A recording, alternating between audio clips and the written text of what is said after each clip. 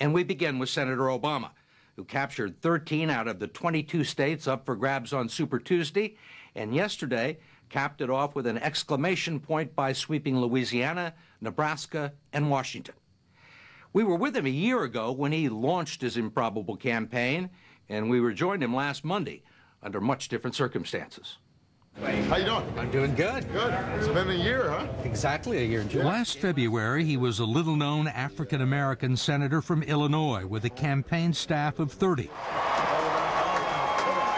whose only accomplishments were 2 best-selling books and a stirring speech at the Democratic Convention 3 years earlier. He promised a grassroots insurgent campaign that would attract new people to the political process and shake up the status quo. And it's taken him from political neophyte to presidential contender. You'd like to consider yourself the underdog. Yeah. But by the time we're finished with the next round, it's possible, maybe even likely, that you'll have more delegates than Senator Clinton, that you will have won more states, and that you will have raised more money. So explain to me how you're an underdog.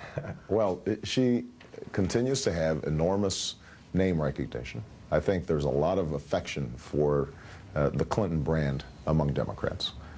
And, you know, she still has more institutional support. So, you know, part of what we have to do is to, you know, score a convincing knockout. You know, we're like the challenger, and she's like the champ. And, you know, you don't win on points. Holy cow. Exit poll from Connecticut.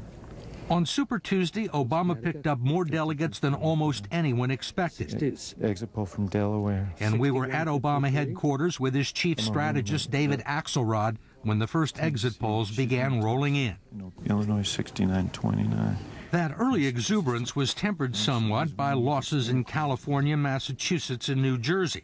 Later that night, we were invited to the candidate's hotel suite where he watched the returns with his family. So what do you think? Split decision. You feel like you got the momentum? You know, I feel like everywhere we go, the longer we're in this race, the stronger we get.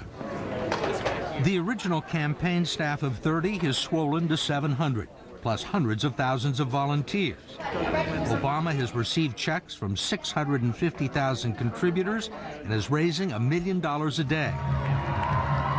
But in some ways, the real race is just now beginning.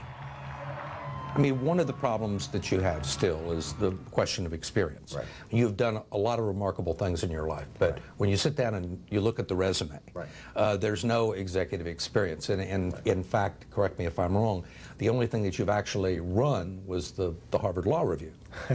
Well, I've run my Senate office, and I've run this campaign. You know, one of the interesting things about this experience argument is that it's often posed as just a function of longevity. You know, I've been here longer. Well, you know, there are a lot of companies that have been around longer than Google, but Google's performing. He's been helped by the media's lust for a good story and the electorate's hunger for change. What he lacks in executive experience, he's made up for with a grasp of the issues, an ability to read the public mood, and the gift of turning Democratic boilerplate into political poetry. What began as a whisper in Springfield has swelled to a chorus of millions calling for change. It's a chorus that cannot be ignored, a chorus that cannot be deterred. This time can be different because this campaign for the presidency of the United States of America is different.